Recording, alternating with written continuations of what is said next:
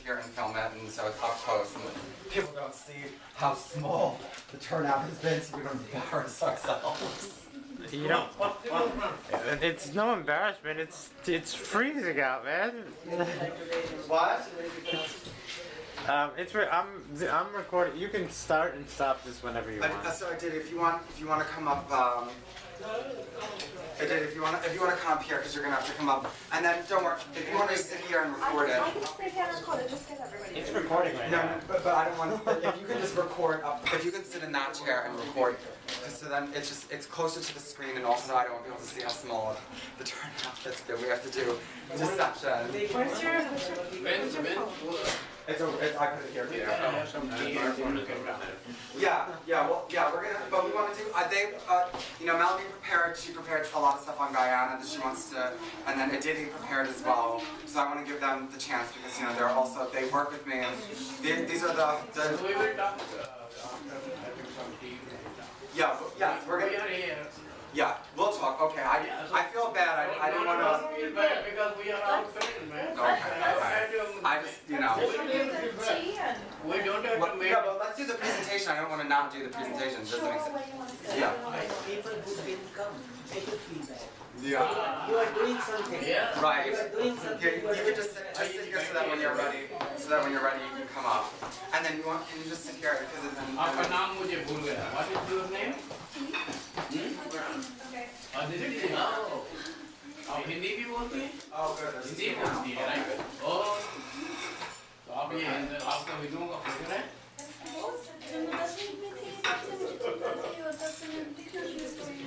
Well, and my phone is. भाई ये तो आपका तो मानना पड़ेगा. You're gonna have to be near a charger. इधर तो जितने एकदम कैपेबल लोग हैं वो कुछ नहीं करना चाहते.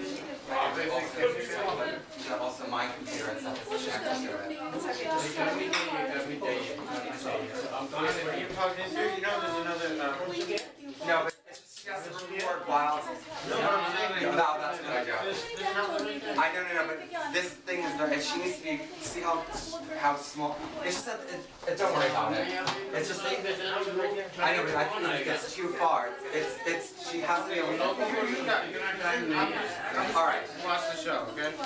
उनको फीलिंग नहीं है इधर ही.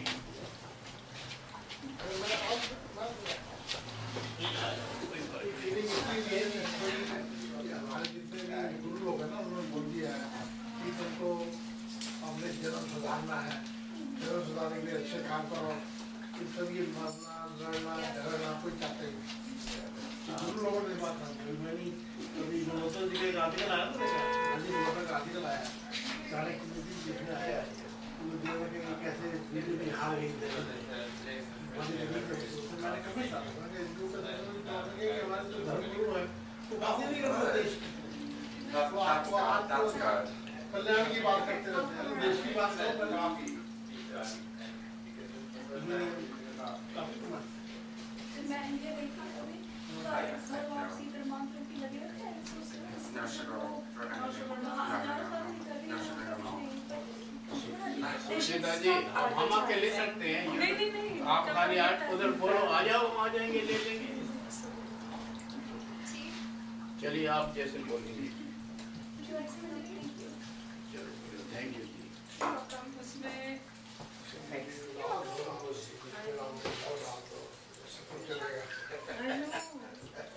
इसमें चीनी इसमें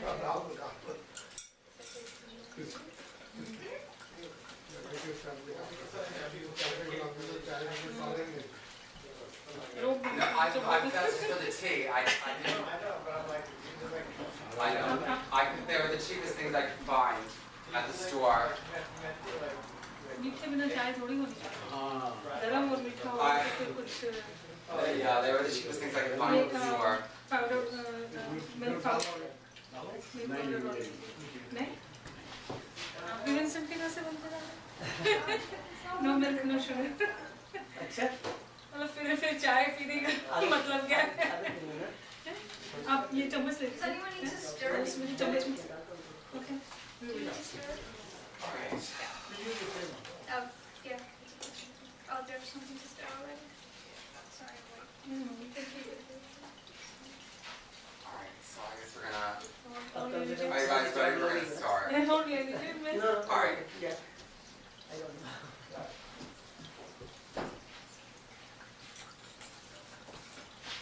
know. No, it's okay. It's okay. Don't worry. Let me know when you're stuck. Yeah, yeah. It's okay. We're ready. Sugar? No. Yeah.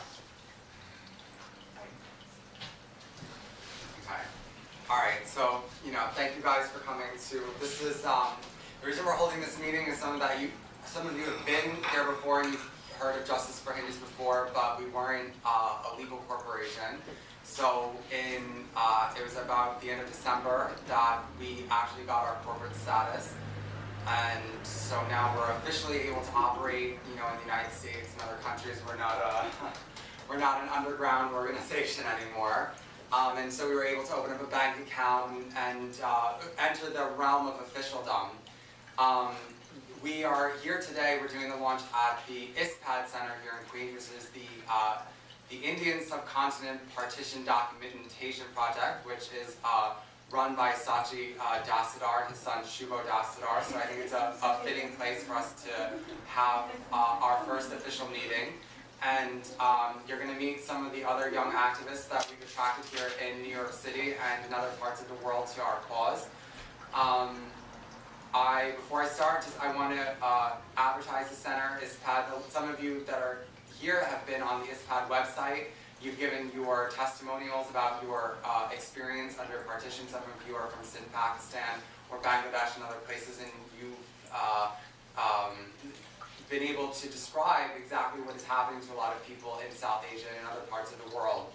Sachi Dasadar is best known for his book, Empire's Last Casualty, the Indian Subcontinent's Vanishing Hindu and other minorities, where he discusses exactly the politics behind what is happening and why we're seeing what we're seeing today in South Asia, why we're seeing so much bloodshed, why we're seeing the continuation of basically Hindu genocide in the region, even after the partition.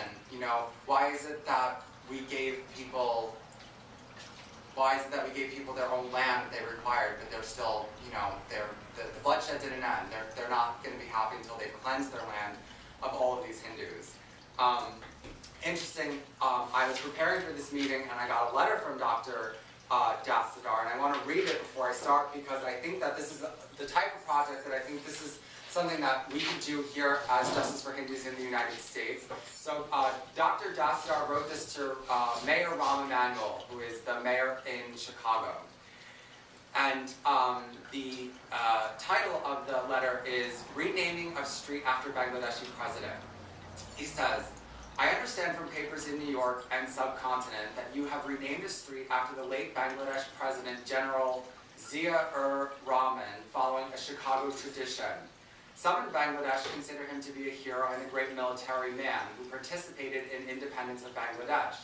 Many others see him as the general who removed secularism from Bangladesh's constitution, pardoned mass murderers who committed genocide against the Hindu minority and secular Muslims, pardoned killers of Bangladesh president and his family introduced apartheid, an unwritten ban of hiring of all Hindu minorities by the military, government, and police, and removed Bengali from the preamble of the Constitution by adding Islamic verses written in Arabic, thus making the Hindu, Buddhist, and Christian minority third-class citizens, although 90 to 95% of the 3 million murdered in 9 months in the 1971 genocide were Hindu minority, and the rest secularist Muslim.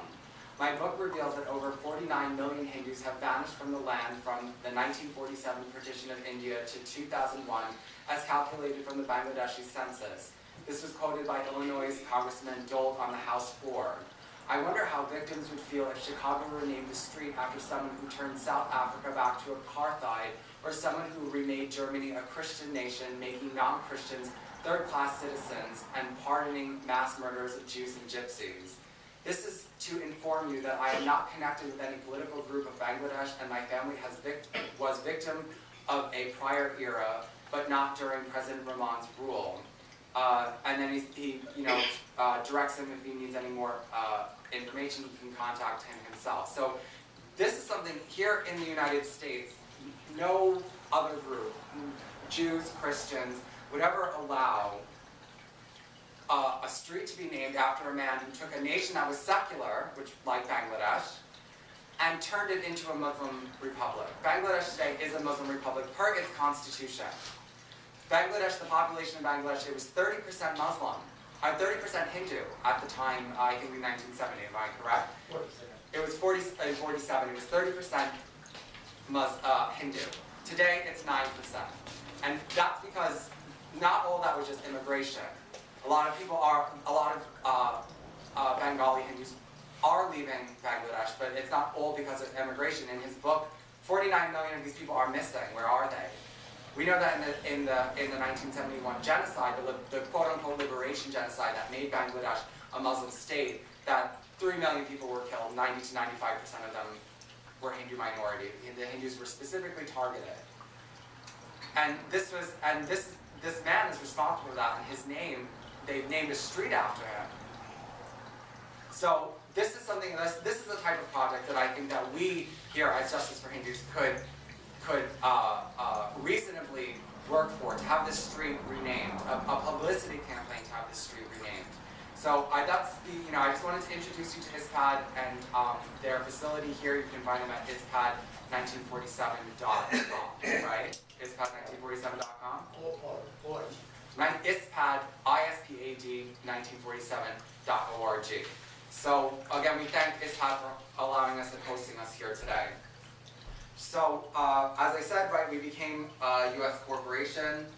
So who we are, Justice for Hindus is a U.S. corporation formed in 2013 by a group of students and activists living in New York City who were called to take action against the brutality suffered by the Hindu people at the hands of the Pakistani and Bangladeshi governments, as well as Hindus being antagonized by similar elements within the nation of India and abroad. Since then, our mission has broadened to include working for Hindus internationally. So a lot of people know that, or Hindus know, but the outside world doesn't know that India used to be one continent. It used to be a Hindu land, and then there was Islamic invasion, and many regions in the north of India that are now Pakistan and Bangladesh became heavily Islamized. And then after the British colonial period, when India was partitioned, the Muslims were given their own countries in Bangladesh and in Pakistan. But the Hindus that live inside those nations experience, these are Muslim republics, it's in their constitution, but they experience horrific genocide. So we support and advocate for the following objectives. Presenting the current injustices being enacted upon Hindus internationally, so no matter where they are. We're going to talk a little bit more about that. Informing the public of the history of invasion, imperialism, colonialism, anti-indigenism in South Asia, and identifying their underlying ideological and political basis. So a lot of organizations focus only on Islamic atrocities against Hindus, but we know that there's a bigger issue here. It's Islamic ideology is one issue, but then we do have to we are dealing with remnants of British colonialism. It was because of British intrigues that India was partitioned. It was under the British Raj, at the end of the British Raj, that this was made possible. And the British also had their own anti-Hindu agenda going on in India. And these are the types of ideas that we, as Justice for Hindus, want to explore and talk about. We want to talk about the ideological basis, not of just one group, because anti-Hinduism is not the agenda of just one group. It's the agenda of many groups. And advocating for legal, social, political justice for Hindus living in their native lands of the Indian subcontinent and beyond. So we denounce violence. Justice for Hindus denounces violence and aims to achieve its objectives using peaceful means such as petitioning governments, education, and demonstrations. We are not affiliated with any political party or religious ideology, and welcome all like-minded people to join us in working towards justice for Hindus. So, like this kind of project is something it's a civil project. It's something, changing the name of the street. We don't, obviously, we're not going to be involved in doing anything that's illegal. So our activities in the United States. So in the United States so far, our activities have been surrounded through information campaigns. JFH Justice for Hindus has engaged in several information campaigns to inform the public of the human rights violations being experienced by Hindus in India, Pakistan, Bangladesh, and other nations. These campaigns include attending street demonstrations with banners advertising our position and directing people to our website. We also print up flyers with short facts on the situation in India and other places to hand out to the public and to pique their interest. So these are just these are some old flyers that we have, but they're like palm cards. So we write up a brief description, who we are, what's going on. This one is about the front side was about apartheid in Pakistan, and then the back side was about the genocide in Bangladesh and the Jamaat-e-Islami, who is one of the Islamist parties that is responsible for a lot of killings that goes on there in Bangladesh. So, we hand these out. It has our website on it to bring to the website so that they can get more information. So we started, our first demonstration was in June of 2008 in 2013. So we did a demonstration in Washington Square Park. Here you can see Sucheta was there with us. She's been with us since the very beginning. And this was our first one, and we made a sign talking about just bringing attention to the genocide that's going on against Hindus in Pakistan and Bangladesh, and handed out our flyers. So that was our first one. So then, June 30th, 2013, we did a demonstration in the Square Park. We were there with some of the Bengali community, and that one, we had some different kinds of signs, and again, we handed out flyers and information. We didn't organize this one, but we went, Melanie went to this one. She was our representative there. This one was actually put together. You can see Arish Sahani and Narain Kataria put this one together. This was the August 14th, 2013 demonstration outside the Pakistan consulate. Pakistan had a Hindu population, I think, of 45. In 45%? 45 In 1947. 1947, it was 25%, and now it's 1%. And they still are having massive. The Hindus of Pakistan are still attacked. They have problems maintaining their temples, and a lot of them emigrate to India. But a big problem is that when they get to India, they're kind of languish in concentration camps because they're not citizens of India. And India is a secular country; it's not a Hindu country. So just because you're a Hindu and you go there, you're not going to get preferential treatment. You're going to be treated like almost any other refugee. And so the problem stems from these Hindu refugees are flooding into India and are in these refugee camps, unfortunately. But the problem is that because they're being attacked and murdered in Pakistan. On our website, I didn't put it in the presentation. I probably should have, and I got to now.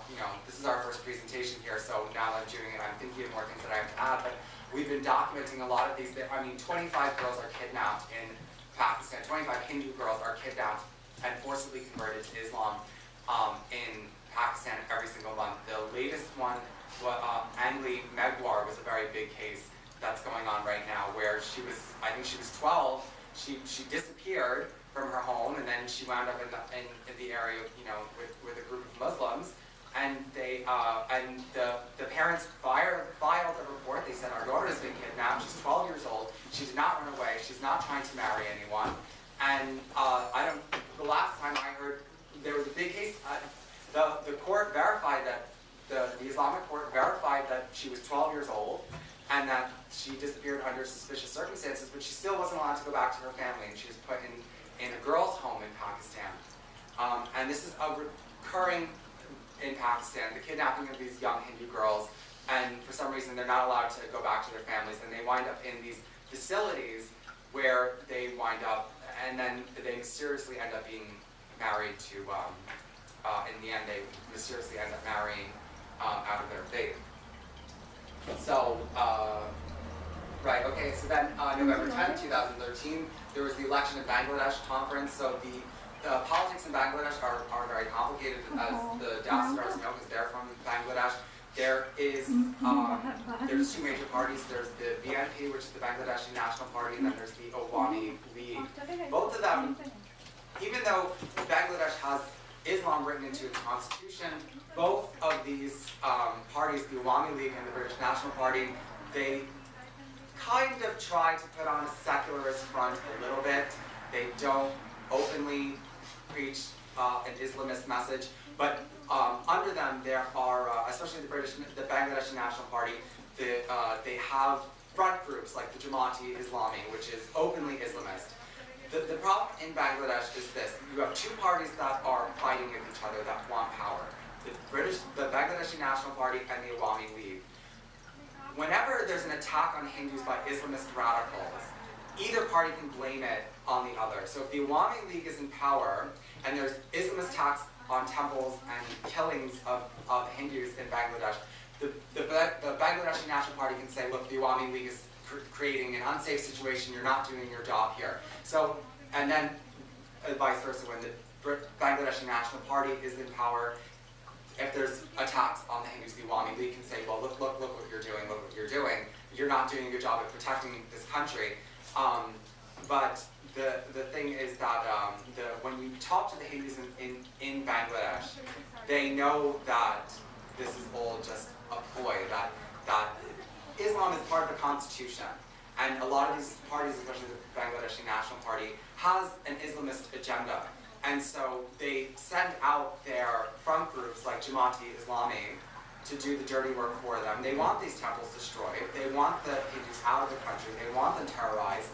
And so they send them out. The Jamaati Islami goes and burns the temple, burns the houses. Just in 2013, there was something like 1,000 houses were burned. Or I have all the statistics that, up on the website. But there was hundreds of temple attacks and injuries and all this kind of stuff. They go hand in hand. The political parties and the front groups go hand in hand. They send out their front groups like Jamaati Islami, and they go, they attack, and they destroy. And then the Bangladeshi National Party can say, well, we're going to try to make all this better. Just vote for us, vote for us. And then they get the Hindus scared to vote for them. They say, vote for us and we'll make these attacks stop. But it's the same people. They're fisting blood. So that's what this was about. They showed a movie. Also, attending at that lecture, we were there, but also there was the Hindu Forum of Europe and the Hindu American Foundation. It was put on by the British Hindu Buddhist Christian Unity Council. I'm sorry, Bangladesh. I keep saying, what did I say, British? I keep saying British because the Bangladesh Hindu Buddhist Christian Unity Council. in Forest Hills. So April 27, 2014, the BJP, the overseas friends of the BJP put on a Modi election yagna. They wanted Modi to get elected, so we attended that with some of our friends. These are some of our friends from India, right here, Vijay Kumar. He's our connection in India, Justice for Hindus India, and there were some other young people there that we met at the event. And so we did that one. June 14, 2014, we went to, there's the Festival of India Parade, and we took the banners down Fifth Avenue, and we got, we might have been a little bit too upfront with that one. I don't know if they appreciated it completely, but we took our banner down Fifth Avenue in Manhattan, and then we went to the festival in Washington Square Park. Afterwards, and again, handed out our literature. And again, these were our friends from India that came up with us, our India division. Vijay Kumar and Srikant are from India. They came here, they were working here, they were on a work visa, and they've since gone back, and they're helping us develop our Justice for Hindus India division. September 6, 2014, we went to the Bengali Vedanta Society, which they had a picnic upstate New York, and we spoke before a large group of Bengali Hindus about issues in Bangladesh, the fact that it's an Islamist state, the fact that they're under attack, the fact that they're constantly in danger of their temples being burned, their homes being burned, their daughters being kidnapped, and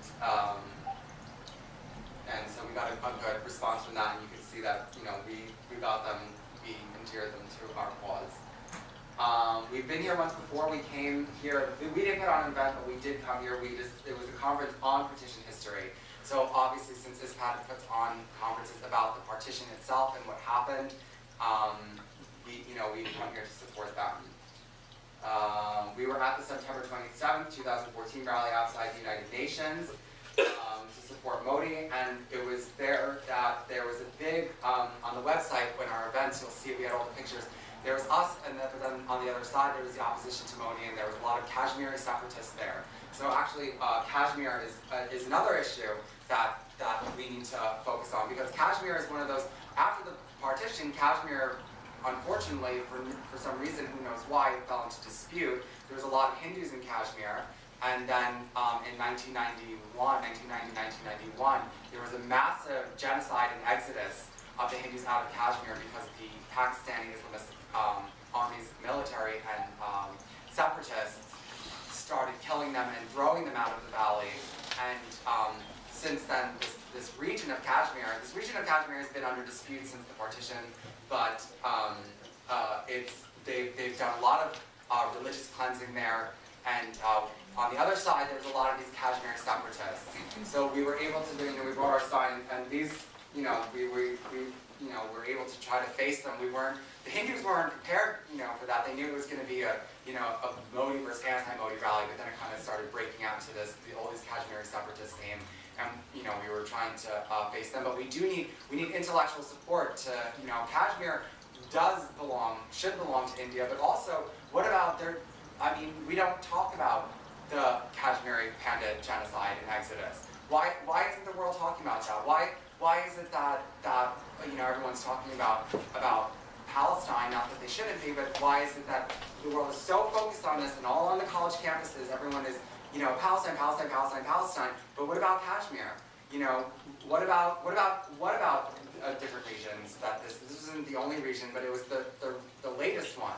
Why aren't the college campus kids talking about this? A lot of these people that are involved in the Justice for Palestine movement, they're not Palestinian, they're not Muslim, they have nothing to do with this conflict, but they care because it's a social justice issue, but it's because people are talking about it constantly, and they're bringing these issues to the campus, and they just are relentless in their media campaign to get it, and so people start talking about it. So if we start talking about Kashmir, the Pandit genocide in Kashmir, we could, we want to do things like that. We want to get people on talking about, our issues on the college campuses. We went to the November 16, 2014 Hindu American Foundation membership drive, and we kind of, as a group, we all went there together and tried to kind of Hindu American Foundation does a very, very good job. We get all of our human rights reports from them, and all of our statistics and information. They do a very good job. They go to Bangladesh, they go to Pakistan, but they go to other places too. They go to Fiji Islands, they go to Trinidad, and they write on these social justice issues that are facing in those regions, and they provide invaluable information. I always post their latest human rights reports up on the website. If you go to the website, one of the tabs is it says HAF reports, and if you go there, you can download their latest Hindu American Foundation reports. They're a really good organization, and so we, as Justice for Hindus, want to support them and promote them. And then finally, lastly, the last thing that we went to was on February 1st, 2015. We went to the Chief Ministers of Madhya Pradesh. We met with, we didn't meet the chief ministers, but we joined with them to launch Friends of MP, which is Friends of Madhya Pradesh, a state in India. And so, we went to that event. So we tried to keep ourselves active. So we made contacts. We're not affiliated with these organizations. We made contacts, friendly contacts with the Indian American Intellectuals Forum, the Bangladesh Hindu Buddhist Christian Unity Council, Hindu American Foundation, the Malhi Social Development Organization in Pakistan, the Indian Subcontinent Partition Documentation Project, Overseas Friends of the BJP, Canadian Hindu Advocacy in Canada, and the Hari Rama Foundation Mission in Pakistan. So then, just briefly about our website, justiceforhindus.org. When you go there, I'm seeing, now that there's the next time I make a PowerPoint, I'm going to have to incorporate the website into it a whole lot more and show a lot more about the website. I don't know. Yeah, we'll do that. I'll say that for next time, live and learn. But through our website, we compile information and stories from Hindus across the world. So, we have a very big media presence on Facebook. We have lots of Facebook groups. We have lots of people that contact us on Facebook, and young people in Pakistan, Bangladesh. So we get a lot of news that sometimes that is either in Bangla language or is in Urdu, that is not published in English media, or it just doesn't make the media. You know, it doesn't make the media at all. And so we have a lot of agents in these countries that will send us information that this is what's going on now, and they'll send us pictures, and then we can post it up on our website. We have contacts in many nations, like I said, that's Pakistan, Nepal, India, and Trinidad, who send us news and information pieces. So we try to, we're grassroots, you know, we try to get people actually involved, especially the youth on the ground involved. You know, they can send us the information. This is what happened here, you know, and a lot of times this won't be reported if there's you know, if there's an attack at a temple. Let's say it's not major, nobody's killed, but they come in and they turn over tables and they try, you know, they drag a girl away in order to, you know, to abuse her. This might not make national headlines, but it's something that's still important, and we try to give these young people, these youth, a voice that they feel as though somebody is listening to them, and that the information is getting out there. And then of course this website is international, it's on Facebook, so it gets everywhere. We use our website to advertise events, meetings, and to show the world our presence. So not just ours, we have our meetings that we go to, but you know, other events, other similar events that are going on. So ISPaD is having an event, or the Bangladesh Hindu Buddhist Christian Union Council, or the Indian American Intellectual Forum, if they're having something that's going on. We try to let people know, because we want to show people that it's not just us, but that there's a growing global consciousness for social justice for Hindus. And our website helps show others that we are internationally connected and gives Hindus a voice that is heard by all. So Justice for Hindus in South Asia, we have made some inroads into South Asia. So we have the JFH Tripura Clinic. This is Justice for Hindus Tripura Clinic. India is headed by Dr. Bidhan Nath Chowdhury. Dr. Chowdhury has opened a relief clinic in Tripura, Assam. He has many contacts across India and can travel to JFH for JFH purposes. And he keeps the South Asian community connected in India, Nepal, and Pakistan. So he's a medical doctor. He lives in, so Assam is in northeast India. Assam has a lot of problems with not just, it has illegal immigration from Bangladesh, because Bangladesh has a lot of poverty. It doesn't matter, people of all different religions cross over the border into Assam because it borders Bangladesh. But there's also many Hindus who escape. When you go to our website, we have a link called Tripura Clinic, Tripura Clinic. And you can see all the people, you know, he takes pictures of all the people that he helps. These are all Hindus. These are Hindus that had their homes burned, their spouses killed, their daughters raped, their land stolen, and a lot of time they flee Bangladesh, they cross the border into India, and they have absolutely nothing, and they're destitute, and they're poverty-stricken, and they're sick. So with his limited resources that he has had, he has opened up, with the best that he can, he's opened up a relief clinic to bring these people in, to document them, and he does have a network of people that send him donations, so when he's able to give people medicine, and for really people that, you know, especially elderly people that are going to perish and have absolutely nothing, he's able to give them something, you know, money for food, he's able to help them. So he takes care of that, and he also travels to other regions to open up JFH, not clinics, but JFH branches when necessary. So then we also have Justice for Hindus Bangladesh, which I think has been our most successful one over in South Asia so far. So we have chapters in Chittagong and Dhaka. Pinaki Das is the chair of JFH Bangladesh, and you can see they opened up sometime early in January. And this picture down here is Pinaki, and you know, this is our Bangladesh team. The Bangladeshi Hindus and the Pakistani Hindus, I think because their plight is so dire, I think they're the most serious about actually coming together and organizing and doing something.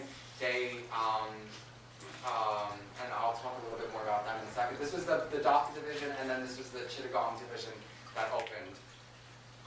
So talking about the JFH Bangladesh, what do we want to accomplish with them?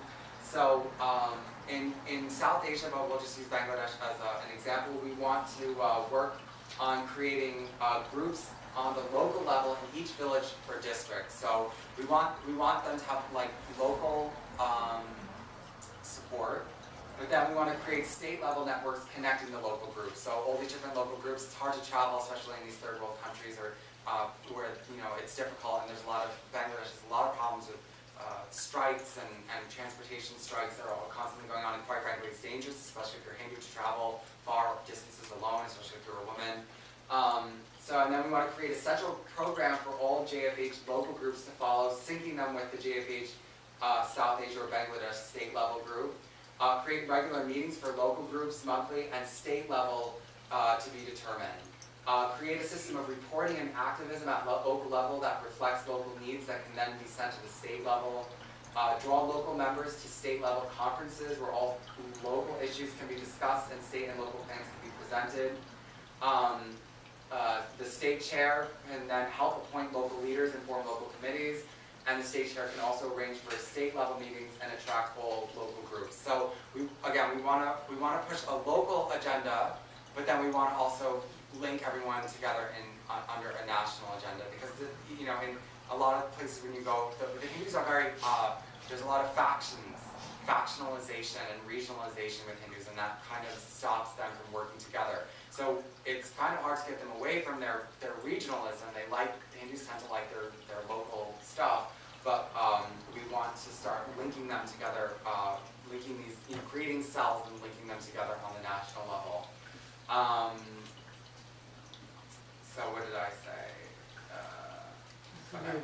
So I'm nearing the end of my part, and then I'm going to hand it over to the next person. But we've done some inroad in South Asia. We've gotten there, but that we don't want to just do South Asia. We want Justice for Hindus. I think the thing that's going to make us different is that a lot of people that we've attracted are actually from the Caribbean, not just from India, but our Facebook presence. I've noticed there's Fiji. There's lots of problems. There's lots of things going on in Fiji that we don't know about, and I'm going to talk about that very briefly.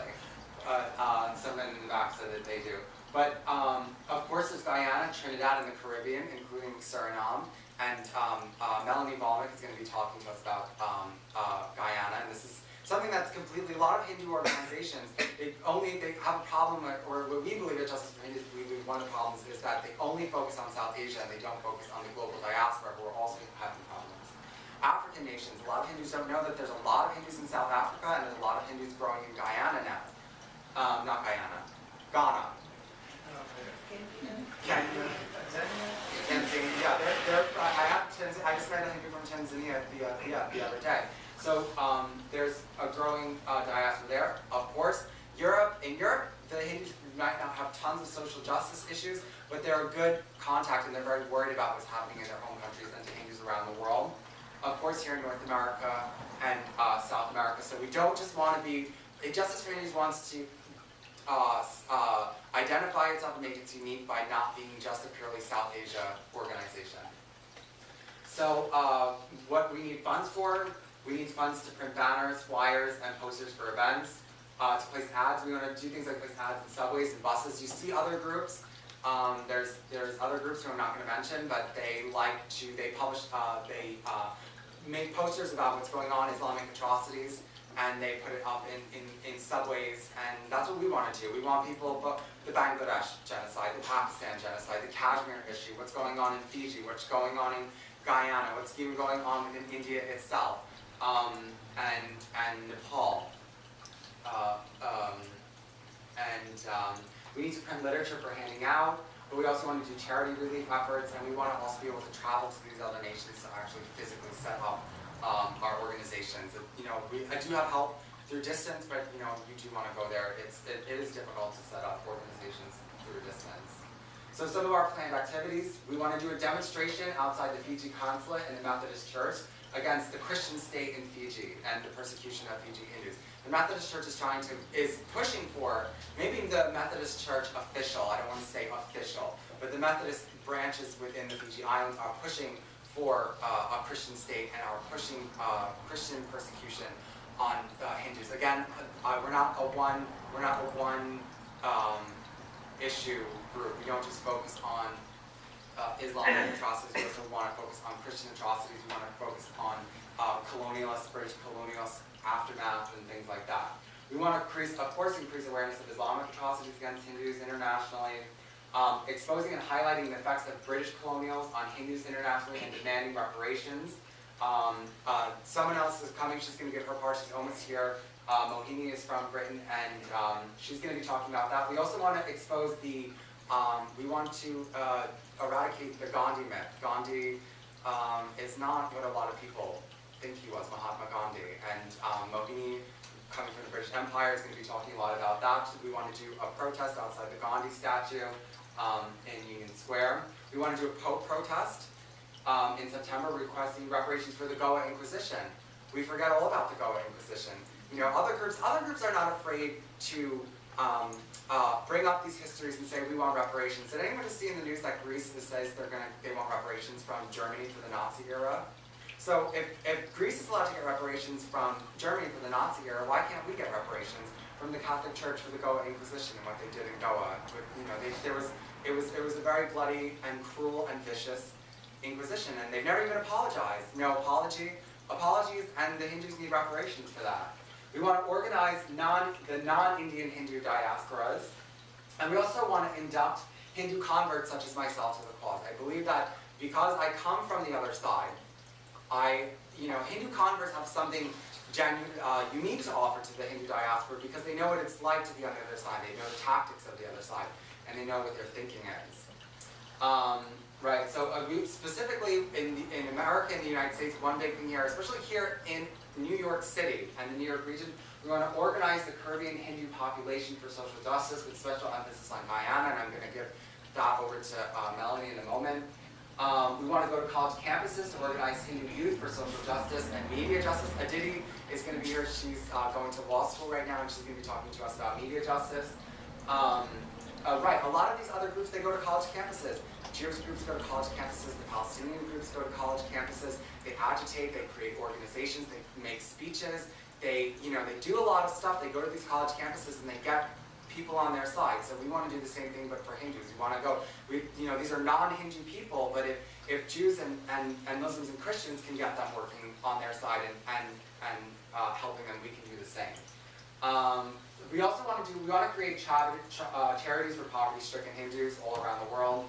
And we want to focus on women's rights, Dalits' rights, and minority Hindu rights with the Hindu perspective. So the reason we want to do that, you might know a lot of groups, especially leftists and Marxists, they'll take issues in Hinduism where they feel that women are either being abused or that Dalits, quote-unquote Dalits, we know that there's no such thing as a Dalit in Hindu scripture, but they'll say these Dalits are being abused. If we can get there first and we take care of our own women's rights and we take care of our own quote-unquote Dalits' rights, then we're closing the door for these Marxists to come in and take the space and to demonize us, which is what they like to do. And of course, to travel and open branches internationally. So those are our planned activities, and that's the end of my part of the presentation. So I think that I'm just going to hand it over quickly to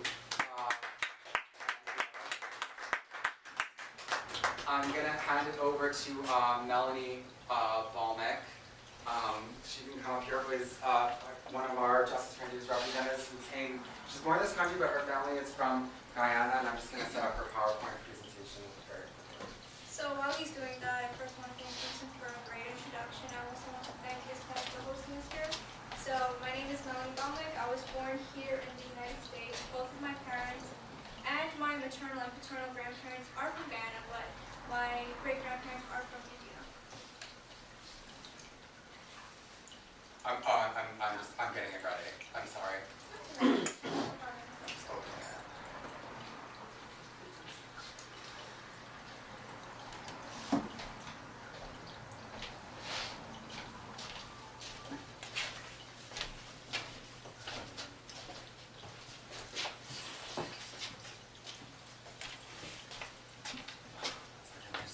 I gotta unplug this and then plug it back in order to do it. I don't know how to do this anymore.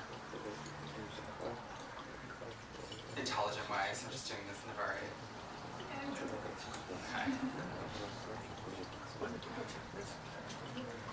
It's Guyana. And I think from the idea.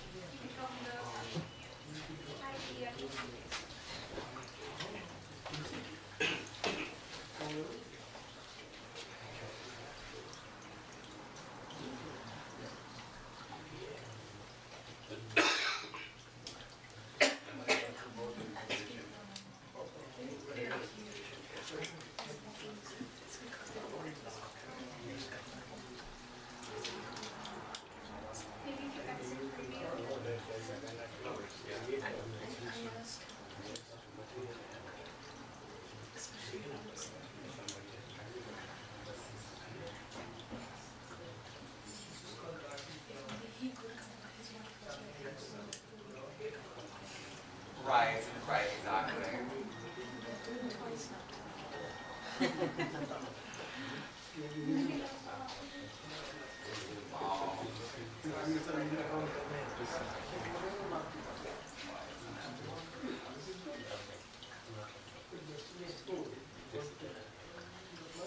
Anybody likes more tea?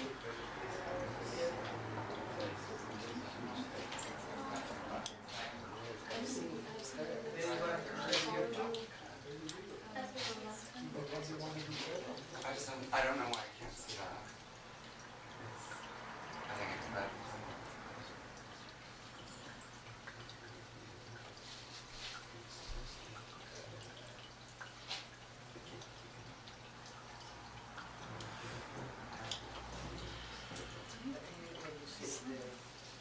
Oh, wait. I think this is fine. Yeah, this is fine.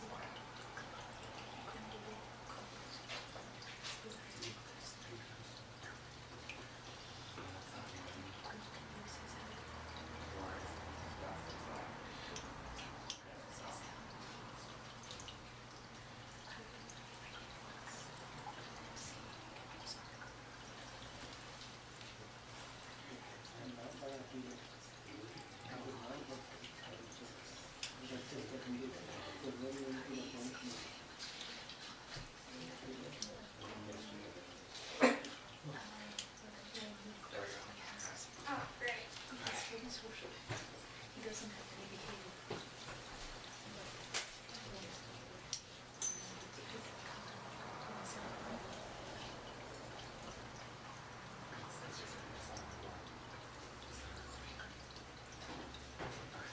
Alright, sorry, continue. Okay, so yeah, my name is Melanie, and I was born and raised in the U.S.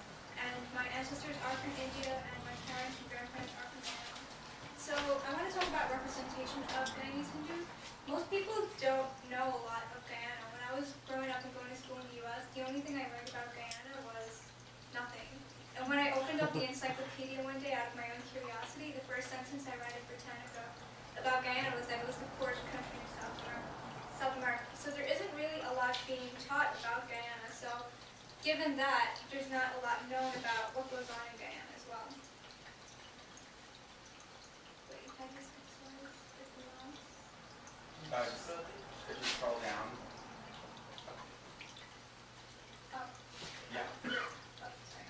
Okay, so one thing that's probably not known is that Guyana is practically a Hindu country.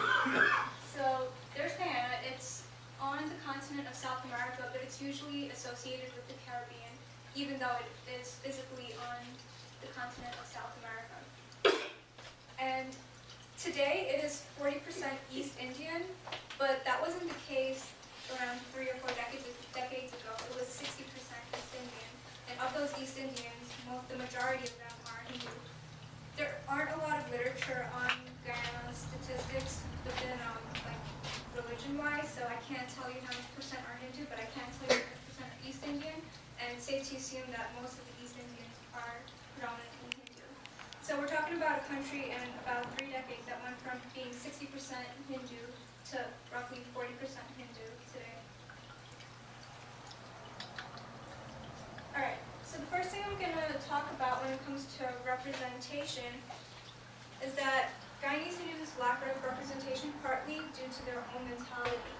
And Guyanese Hindus often struggle with identification. So starting out in India, Hindus were captured or they were lied to and they were brought into the Caribbean. My great-grandfather, he was told that there was work opportunity in Guyana and that he was going to be able to go back to his family, and they put him on a boat and they shipped him there and he never went back.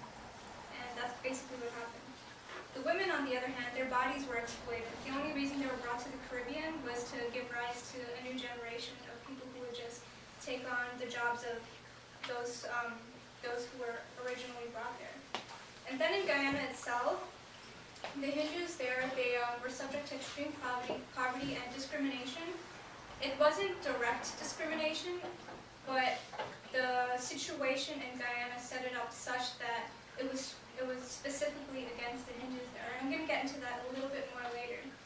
And then finally, Guyanese Hindus had a great migration and came over to the United States. And here in the U.S., we're not educated sufficiently about what goes on in Guyana. We don't know our roots. We were 3 times displaced. Somehow our religion still survives. Somehow there's still a little bit more culture. But a lot has happened over the last century, which has changed our mentality, which has prevented us from being able to represent ourselves the way we should be represented. Okay, so I talked about my great-grandfather. When he came to Guyana, he spoke Hindi, and in Guyana, it was a British colony back then, so everyone spoke English. And there was a bit of a language disconnect, so they were never able to tell their story. So not only was their history unable to be written down properly, they couldn't even tell it orally. They couldn't tell their story, which is why this book, Coolie Woman, is such a great book, and I think that all Guyanese Hindus should read it, because I think this woman, it's basically about a woman who was able to track down her past in India, and she was able to uncover a lot of the history that is forgotten, and it's been published in this book, and I want to hand it out, so if anyone wants to have a look at it, they can. It's a really great book. And, I mean, we learn things about the slave trade and the plight of other groups, but we don't hear about these people. And this is a quote here. It was by Sandeep Roy, and he basically wrote a review on this book, and he wrote, "In India, most people don't know anything about this history, which is unfortunate because this was the first significant movement of Indians abroad," says Badur. "It was a third the size of the British slave trade, more than 1 million people." And not knowing your own history, not being able to know your own culture, it results in hijacking. And I think that other people on the panel will hit on this too. This isn't specific to a Guyana issue, but it's an issue in all of the countries where Hindus are suffering, is that their culture is being hijacked. So yoga, which is, ancient philosophy, which incorporates meditation and alignment of, the body and all of that, it's been stolen, and it's just called Pilates now. All they did was take out the mantra. And you see a picture here. This is now going on. You can see this in the subway right now. It's the Run or Die campaign. It's basically, it looks like a celebration of Holi, but they're using it to promote a race. And another great thing I came across while reading this other book is that people like Charles Darwin, who are famous for things like Origin of Species, he just happened to be friends with someone who was translating the Vedas. Like, that doesn't happen coincidentally. That's stolen knowledge, and that's, yeah. What happened? I'm great. Oh, okay. Sorry. Great. So yeah. So now I'm gonna get back to things that actually happen to Hindus in Guyana. So there are 2 main political parties: the PNC, which is the People's National Congress, and the PPP, which is the People's Progressive Party. They are racially divided. The PNC is the African race, and the PPP is basically the Indian race. And yeah, so although that the majority of Guyana is East Indian, and the PPP does get the popular vote all the time, somehow the PNC remains in power over and over again. And that's because elections are always being rigged. And I'm just going to read this quote from A.J. Strachan. It says, "The Afro-Black population, although making up only 32% of the population, compared with 53% of East Indians, held political office since independence." So, yeah. And again, the PNC doesn't outwardly discriminate against Hindus, but the things they do affects Hindus more than any other group.